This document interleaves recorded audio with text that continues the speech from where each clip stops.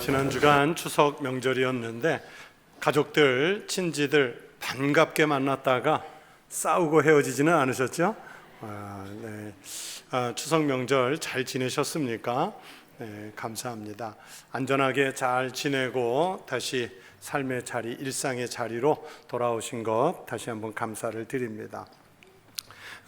오늘 이 설교 말씀 후에 우리가 부를 찬송이 364장 찬송인데 이 찬송의 1절 가사는 이렇습니다. 우리가 잘 알고 있는 가사지요.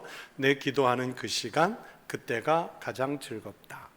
이 세상 근심 걱정에 얽매인 나를 부르사 내 진정 소원 주 앞에 낱낱이 바로 아뢰어 큰 불행 당해 슬플 때 나 위로받게 하시네. 이 1절 가사 중에 첫 번째 내 기도하는 그 시간 그때가 가장 즐겁다 했는데 그래서 여러분에게 묻습니다. 여러분 정말로 이 가사대로요 기도하는 시간이 정말 즐겁습니까? 근데 그건 좀 아닌 것 같아요. 대답은 그러고 싶다라는 내용을 담은 것이지 기도가 즐겁지 않아요. 저도 기도를 한다고 하지만 기도하는 것이 뭐 그렇게 즐거운 일도 아니고요. 또 그러면서 많이 어려운 일입니다. 기도하는 일에 찬송가 가사대로요. 정말 즐거우면 우리가 새벽에 기도 시간에 예배당이 꽉 차야 되는데 또 평소에도 기도하려고 몰려오는 사람들 때문에 예배당이 항상 개방돼서 여기에 기도하는 사람들이 가득해 있어야 되는데 아니면 여러분의 집에 따로 기도할 수 있는 골방을 갖추었든지 아니면 교회 기도실이 대기표를 받아가지고 기다려야 되는데 그랬다는 소리를 들어본 적이 없어요. 근데 뭐 기도가 즐겁겠습니까? 여러분 하루를 시작하면서 신문을 보지 않으면 답답하고 불안하다고 말하는 분들이 가끔 있어요. 또 하루를 마감하면서 저녁에 뉴스를 보지 않으면 오늘 세상에서 무슨 일이 벌어졌는지 궁금하고 답답하다고 말하는 분들이 있어요. 내가 챙겨서 보던 드라마가 있는데 어느 날 무슨 일이 생겨가지고 그 드라마 한 번 건너뛰면 괜히 불안해요. 이 주인공이 사랑의 열매를 맺었을까? 헤어지지는 않았을까? 언놈이 언놈을 죽이지는 않았을까? 뭐 이런 그 온갖 궁금함 때문에 답답해하죠. 그런데 오늘 내가 기도할 분량을 다 기도하지 못했다고 사람들 만났을 때 빨리 자리를 차고 나온다든지 교회에서 무슨 행사하는데 목사님 제가 오늘 기도할 분량을 다 못 채워서 저는 골방에 기도하러 가야 합니다. 먼저 가겠습니다. 아무도 없어요. 즐겁다면서 기도하는데 그런 말을 하는 사람이 없다고요. 여러분 기도 생활이 그렇게 힘들고 어려운 일이지만 그럼에도 불구하고 그리스도인에게 기도는 우리 신앙생활의 중심입니다. 만약에 기도가 쉽고 정말 아무나 할 수 있는 그런 거라면 별로 가치가 없지요. 어렵기 때문에 기도가 가치가 있고 그래서 그 기도를 통해 응답을 받을 수 있기 때문에 기도가 가치가 있는 거예요. 여러분 저를 한번 따라해 보세요. 기도는 신앙생활의 중심이다. 정말로 이 말씀을 믿으십니까? 여러분 우리 기독교가 있는 곳에 기도가 있고요. 기도가 있는 곳에 우리의 신앙이 있어요. 저는 인간을 이렇게 정의해 봤습니다. 인간은 기도하는 존재다. 그런데 우리 인간은 자기가 신을 믿든 신을 믿지 않든 아무튼 누군가에게 기도를 하는 존재인데 그런데 누구에게 기도하느냐가 문제입니다. 유명한 영성신학자인 리처드 포스터 교수는 기도의 의미라는 책에서요 기도는 기독교의 중심으로서 영적 생활을 유지하려면 잠시도 쉴 수 없는 것이다 이렇게 쓴 것이 있고요. 또 다른 페이지에서는 기도하지 않는 것은 기독교 자체를 잃어버리는 것이다. 곧 영원한 존재이신 하나님과의 능력의 교제를 끊는 것이다 이렇게 쓰셨더라고요. 여러분 오늘 본문을 보세요. 2절에 보시면 우리 하나님께서 귀를 어떻게 하시고 계신다고 그래요? 그의 귀를 내게 기울이셨으므로. 여러분 하나님은 언제나 우리에게 그렇게 귀를 기울이고 계시죠. 그런데 귀를 기울이고 계시는 그 하나님을 향해 우리가 아무 말이 없으면 안 되지요. 그래서 시인은 말씀하죠. 그 귀를 기울이고 계시는 하나님이 계시다는 걸 알기 때문에 내가 평생에 기도하리이다. 내가 평생에 기도하리이다. 이걸 알고 있으면 기도하게 됩니다. 그래서 사무엘도 기도하기를 쉬는 죄를 범하지 않게 해달라고 말씀하시지 않습니까? 우리가 그럼에도 불구하고 기도가 어렵다고 하는 것은 기도하는 목적을 잘 모르기 때문이에요. 그냥 내 마음의 소원을 얘기해서 주시라고 하나님 앞에 떼쓰면 기도가 되나? 우리가 그게 기도의 전부가 아닌데 그 기도하는 목적을 잘 모르기 때문에 기도가 어려워요. 그래서 오늘은 말씀을 기초해서 우리가 왜 기도해야 되는지에 대해서 말씀을 드리려고 합니다. 기도를 해야 하나님의 임재를 체험하고, 기도를 해야 하나님의 뜻을 이해하고, 기도해야 하나님의 능력을 입어서 마귀의 유혹과 시험을 이기기도 하고 세상도 이길 수 있는 힘을 우리가 갖추게 될 줄로 믿습니다. 이 사실을 믿는 성도들 되시기를 축원합니다. 그래서 왜 기도하는지를 알고 기도해야 하고, 오늘 몇 가지 그 이유들을 말씀을 드리려고 합니다. 첫 번째는 하나님을 영화롭게 하기 위해서 기도합니다. 우리가 왜 기도한다고요? 하나님을 영화롭게 하기 위해서. 우리는 보통 기도한다고 하면 제가 5번째 말씀드리려고 하는 것인데, 거기에 말하는 것처럼 무조건 내 마음의 소원만 하나님 앞에 나와서 얘기하면 그게 기도인 줄 알아요? 아니에요. 모든 기도의 첫 번째는 하나님을 영화롭게 하기 위함입니다. 기도 시간을 놓고 뭐 다른 사람과 누가 더 많이 했느냐, 누가 더 큰 소리로 했느냐 경쟁하기 위해서 기도하는 게 아니에요. 바리새인들처럼 자기가 기도하는 모습을 나 기도하는 사람이요 하고 사람들에게 내보이고 자랑하기 위해서 그래서 기도하는 것도 아닙니다. 여러분, 우리 인생의 궁극적인 목적은 우리 인간을 자신의 형상대로 창조하신 하나님을 영화롭게 하고 그분을 영원토록 즐거워하는데 우리가 창조된 목적이 있어요. 사도 바울께서 고린도전서 10장 31절에서 그런즉 너희는 먹든지 마시든지 무엇을 하든지 다 하나님의 영광을 위하여 하라, 그렇게 말씀했거든요. 여러분, 우리 인간이 생존하는데 가장 기본적인 욕구가 바로 먹는 것 아니겠습니까? 또 목마르면 마시는 것 아니겠습니까? 그런데 아무 생각 없이 해도 되는 인간의 이 가장 기본적인 욕구, 먹는 것 마시는 것조차도 성경은 하나님의 영광을 위해서 하라는 거예요. 그런 면에서 기도하는 것은 하나님을 영화롭게 하는데 제일 좋은 방법이지요. 로마서 11장 36절에서 사도 바울이 또 말씀합니다. 이는 만물이 주에게서 나오고 주로 말미암고 주에게로 돌아감이라. 그에게 영광이 세세에 있을지어다. 아멘. 세세토록 영광은 하나님에게만 있습니다. 그래서 우리는 그 하나님의 영광을 위해서 첫 번째로 기도하는 거예요.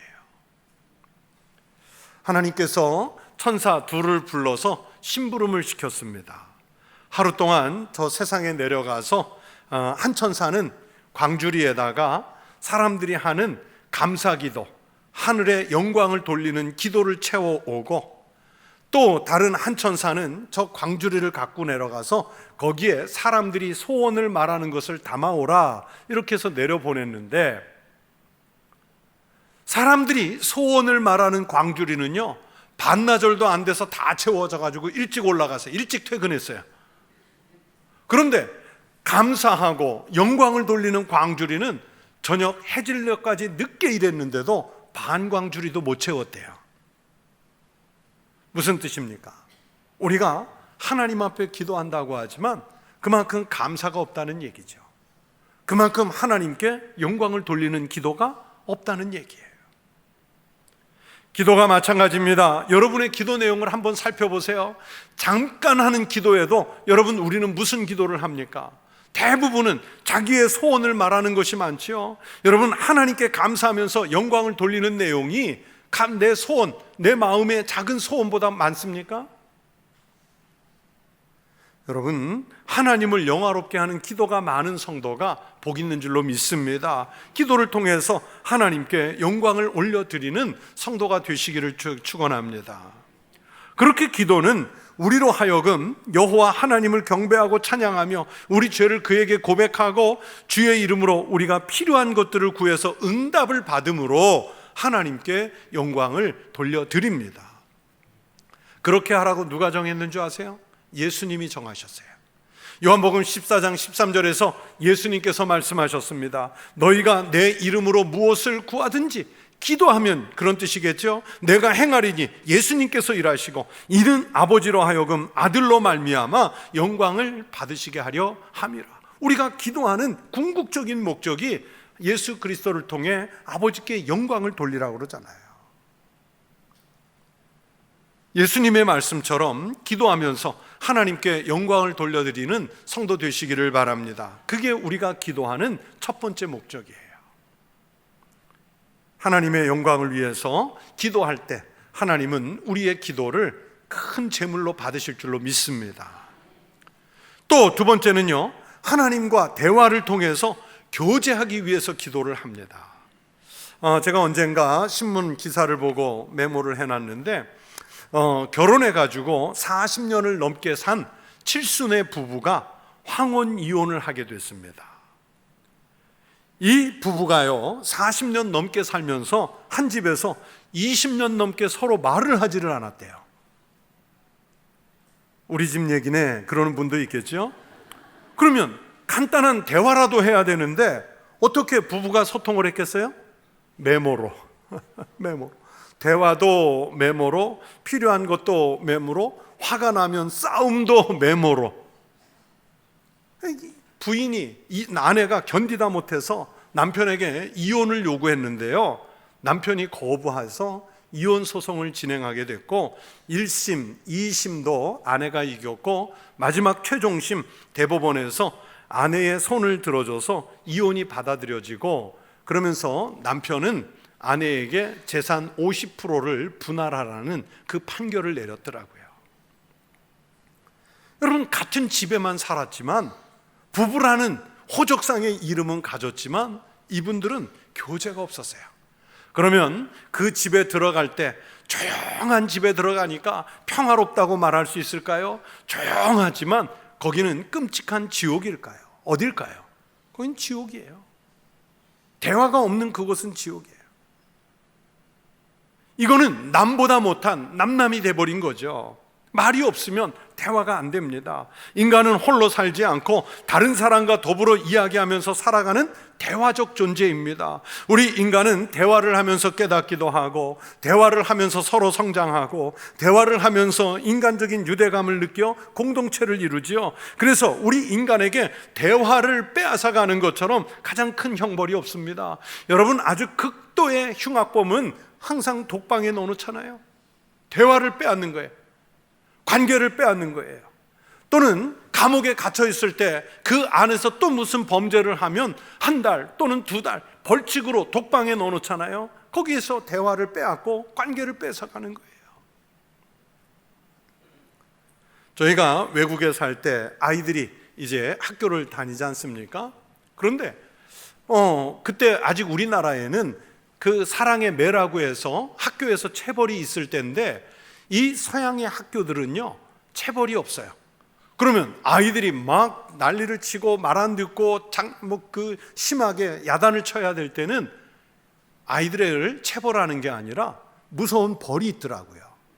그 싱킹 존이라고 생각하는 구역을 만들어 놓고요, 아이들이 그 잘못한 아이를 그 벌의 형량에 따라서 그 생각하는 구역에 세워놓고 벽을 쳐다보고요 1시간 서 있게 하는 거예요. 죄가 좀 가벼우면, 잘못한 게 좀 가벼우면 30분 서 있는 거예요. 아이들이 학교에 와서 얘기해 주는데 그 벌이 제일 무섭대요. 차라리 한국에서처럼 한 5대 10대 얼른 맞고 끝나면 좋겠는데, 말도 못하고 아이들은 지나가면서 다 쳐다보고 그러면서 거기 서 있는 애들이 그걸 제일 힘들어한대요.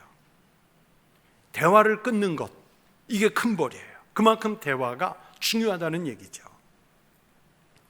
우리가 사람들과 대화도 해야겠지만, 여러분, 대화 중에서도 누구와의 대화가 가장 중요합니까? 하나님과의 대화예요.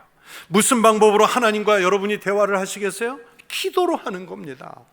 하나님은요, 우리에게 초자연적인 방법이 아니라 우리의 마음의 생각과 우리가 구사하는 언어로 하나님과 소통할 수 있게 해주셨습니다. 오늘 본문 1절 2절을 보세요. 여호와께서 내 음성과 내 간구를 들으심으로 내가 그를 사랑하는도다. 그의 귀를 내게 기울이셨으므로 내가 평생에 기도하리이다.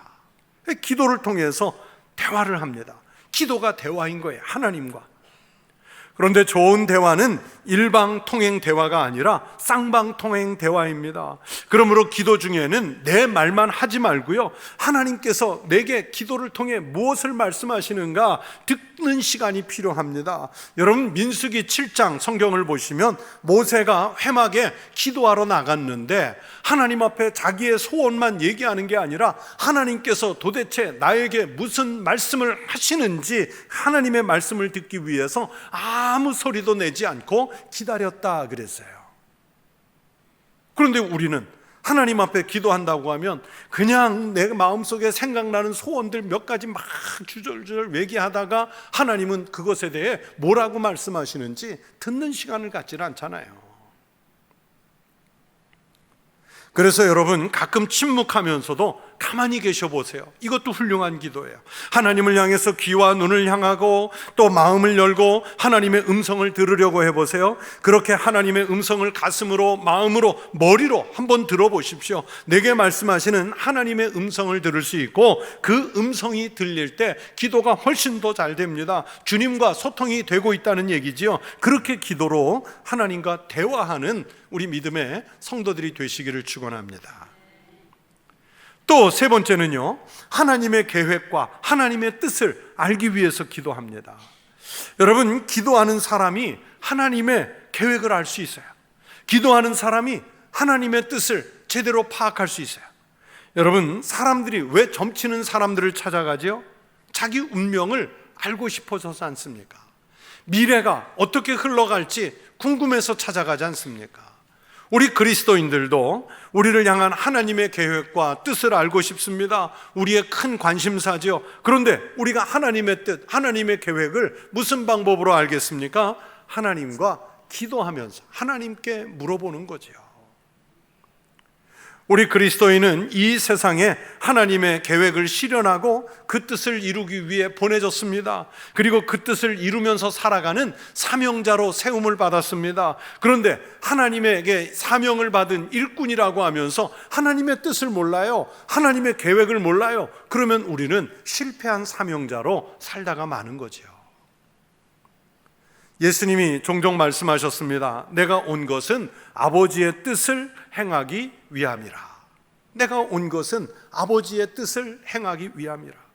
여러분, 예수님은요, 겟세마네 동산에서 기도하실 때 자기의 원래 뜻이 뭡니까? 할 수만 있으면 십자가를 지지 않고 죽음을 면해서 조금 다른 사역을 더 연장했으면 하는 게 예수님의 인간적 마음 아니었겠어요? 그런데 예수님은 그 겟세마네 동산에서 기도하실 때 나의 원대로 마시옵고 아버지의 뜻대로 하옵소서, 즉 십자가를 지는 길일지라도 하나님 아버지의 뜻이라면 그 길을 가겠습니다. 그러면서 자기의 땀방울이 핏방울이 되도록 온 힘을 기울여서 하나님의 뜻을 구하는 기도를 하잖아요.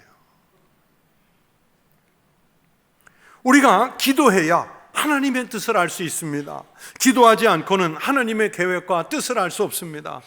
그런데 제가 수십 년 목회하면서 볼 때 제일 답답할 때는 너무나 많은 그리스도인들이, 너무나 많은 교회 일꾼들이 자기의 세상적인 경험, 아니면 자기의 지식, 아니면 교회 다닌 연륜 혹은 영향력, 이런 것을 가지고 하나님의 일을 결정하려고 할 때가 많아요. 답답하죠. 때로는 우리의 기도와 연륜을 가지고, 우리의 경험과 연륜, 지식을 가지고 결정해서 가는 길이 처음에는 옳은 것 같아도요, 나중에 하나님이 막으셔서 더 큰 어려움을 겪을 수 있습니다. 다소 더디더라도, 처음에는 좀 미련한 결정 같아 보여도 분명한 것은 기도하면서 내리는 결정이 훨씬 더 영적이고 결국에는 훨씬 더 정확하다는 것을 뒤늦게 알게 됩니다.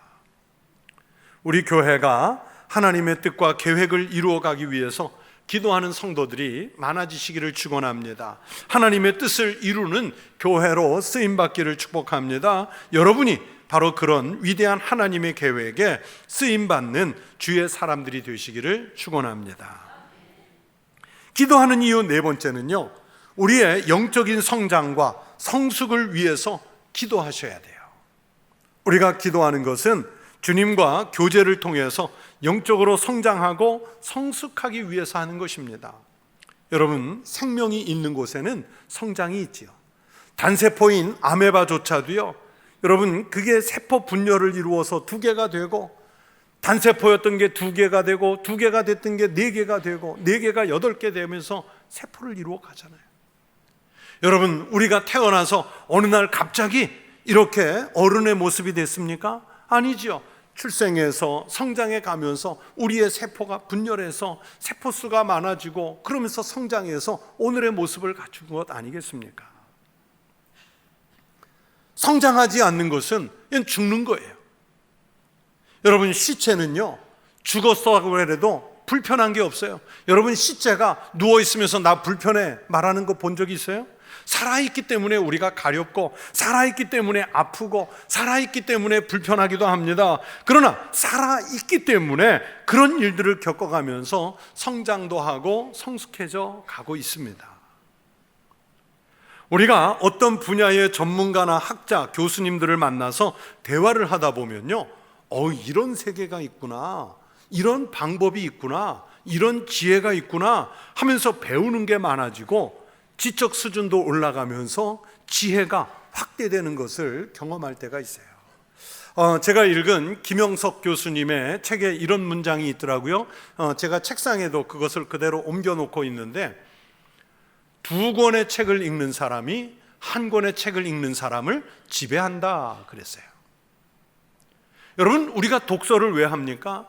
100년 전에 철학자를 만나서, 300년 전에 과학자를 만나서, 500년 전에, 700년 전에, 1000년 전에 교부들을 만나서 책을 통해 그분들과 대화를 하고, 그러면서 그분들이 오늘 시대를 뛰어넘어서 우리에게 가르쳐 주시는 것을 찾으려고 공부하는 거거든요. 대화하는 거예요, 대화. 나보다 생각이 많고 지혜로운 사람을 만나 대화를 하면 그렇게 성숙해져 가요.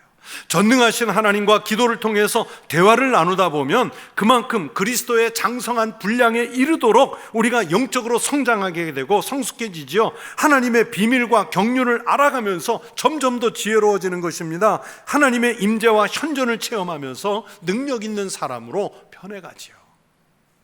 그래서 기도하는 사람들은 지혜도 얻고 지식도 얻고 능력도 특별해지면서, 사람이 원래 특별했던 사람이 아니라 기도하며 성장하고 성숙해졌기 때문에 다른 그리스도인들의 눈에 특별한 사람으로 비춰지는 것이지요.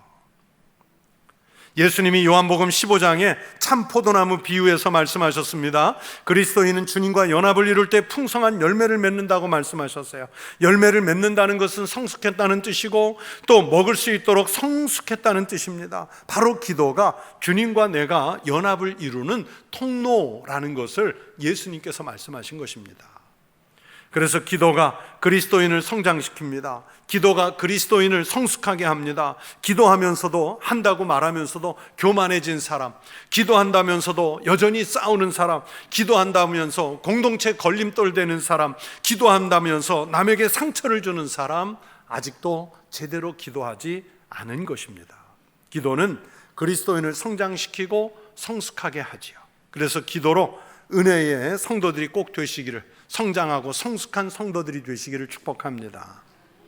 끝으로 5번째는 개인의 소원, 처음에 말씀드렸던 그 개인의 소원을 말씀드리고, 그 소원을 해결하기 위해서 우리는 또 기도해요. 여러분, 우리에게는 많은 소원들이 있습니다. 자녀들이 부모에게 요구사항이 많이 있듯이 우리에게도 하나님께 구하고 싶은 것들이 많이 있습니다. 때로는 물질적인 것도 있습니다. 때로는 정서적인 것도 있습니다. 건강을 위해서도 기도합니다. 인간 관계를 위해서도 기도합니다. 영적인 소원도 있습니다. 마음의 기쁨과 평화를 위해서 기도 제목 삼아 기도할 때도 있습니다. 마귀의 유혹을 이기고 승리하기 위해서 기도할 때도 있습니다. 꼭 어떤 기도가 좋은 거, 나쁜 것, 이거 구분이 안 돼요. 무엇을 구하고 어떤 것을 하나님께 드리지 않아도 되는지 우리는 잘 몰라요. 그러나 일단은 소원이 있으면 그것을 놓고 기도하십시오. 하나님께 기도하세요. 자녀가 부모에게 소원을 얘기하면 들어주고 안 들어주고는 부모가 판단할 문제 아니겠습니까? 우리의 소원이 있으면 먼저 하나님께 아뢰십시오. 하나님께서 분별해서 선한 순서대로 유익한 일로서 응답해 주실 것이라고 성경은 말씀합니다. 이 기도는 안 들어주실 거야, 이렇게 지레짐작으로 하나님께 아뢰지 않으면 응답이라는 것 자체를 받을 수 없습니다. 여러분의 소원은 무엇입니까? 기도하십시오. 그 제목을 놓고 기도하십시오. 그리고 하나님께서 들으시고 그 응답해 주실 줄로 믿습니다. 사무엘의 어머니 한나를 보십시오. 한나는 결혼하고 수년이 지나도 아기가 없어서 하나님께 그 소원을 놓고 울며 기도했습니다. 한나가 마음이 괴로워서 여호와께 기도하고 통곡하며, 여러분 여호와 앞에서 오랫동안 기도했습니다. 얼마나 통곡하며 얼마나 애절하게 기도했든지 나중에는 말이 안 나와서 속으로 말하며 입술만 움직였다 그랬어요. 엘리 제사장이 한나를 지켜보니까 마치 말로 안 들리니까 한나가 술에 취해서 중얼거리는 줄로 알고 야단을 치지요. 이렇게 충고합니다. 엘리가 그에게 이르되 네가 언제까지 취하여 있겠느냐? 포도주를 끊으라 하니. 지금 저 여인이 가슴을 쥐어 뜯어가며 통곡하며 기도하는 소리를 모르고 술 취해서 입으로 중언부언하는 줄 알고 포도주를 끊으라, 술을 끊으라, 그렇게 야단치잖아요. 그럴 정도로 기도했던 거예요. 그러나 그 간절한 소원을 담은 통곡의 기도를 하나님께서 들으셔서 한나에게 사무엘이라는 아주 멋진 아들을 주시잖아요. 결국에는 한나가 사무엘을 기도 응답으로 받아서 하나님께 바치잖아요. 그 아들을 보세요. 결국은 하나님께 영광을 돌리잖아요. 시편 34편 4절에서 말씀합니다. 내가 여호와께 간구하매 내게 응답하시고 내 모든 두려움에서 나를 건지셨도다. 여호와께 간구했더니 응답하셨다고 말씀합니다. 우리의 억울한 원한도 들어주시고 내가 여호와 앞에 정말 아뢰어야 할 소원들도 내려놓으면 들어주시고 그것을 풀어주시는 분이 우리 하나님이신 줄로 믿습니다. 예수님 말씀하십니다. 우리가 주님 안에 있고 주님이 우리 안에 있으면 무엇을 구하든지 구하는 대로 다 얻으리라 말씀하셨어요. 여러분의 마음의 소원을 해결하기 위해서도 기도하십시오. 응답해 주실 줄로 믿습니다. 그래서 작은 응답이라도 있으면 그것 가지고 첫 번째 기도 이유대로 하나님께 영광을 돌리십시오. 오늘 시인의 고백처럼 내가 사는 동안 평생에 기도하십시오. 하나님께서 우리 기도에 귀를 기울이고 계시면서 가장 적절할 때 가장 유익한 방법으로 응답해 주실 줄로 믿습니다. 기도하시면서 응답받는 믿음의 삶을 살아가시기를 주의 이름으로 축원합니다. 기도하겠습니다. 하나님 아버지, 감사합니다. 우리들이 이 땅에 살면서 그저 하나님 없이 살아도 되는 그런 교만한 존재들인 줄로 알았는데 우리 주님께서 십자가 보혈로 우리를 구원 구속해 주심으로 아버지께 나와 하나님을 감히 아바 아버지라 부르며 우리 마음의 소원을 기도로 아뢰 수 있게 해주셔서 감사합니다. 그러나 우리의 기도가 탐욕에 찌들어 있는 기도가 아닌지 살펴보게 하시고 하나님께 영광을 돌려드리는 기도, 그러면서 하나님과 대화하는 기도, 하나님 앞에서 기도함으로 성장하고 성숙해지는 우리의 기도가 되도록 만들어 주시옵소서. 그리고 하나님의 영광을 위해서 사는 우리의 기도를 향연이 되어 하나님 보좌에 닿게 하시고 하나님은 가장 좋은 때 가장 적절한 방법으로 우리에게 응답하시는 축복을 누리게 하여 주시옵소서. 기도하는 성도들에게 하늘의 복이 있게 하여 주시옵소서. 예수님 이름으로 기도하옵나이다. 아멘.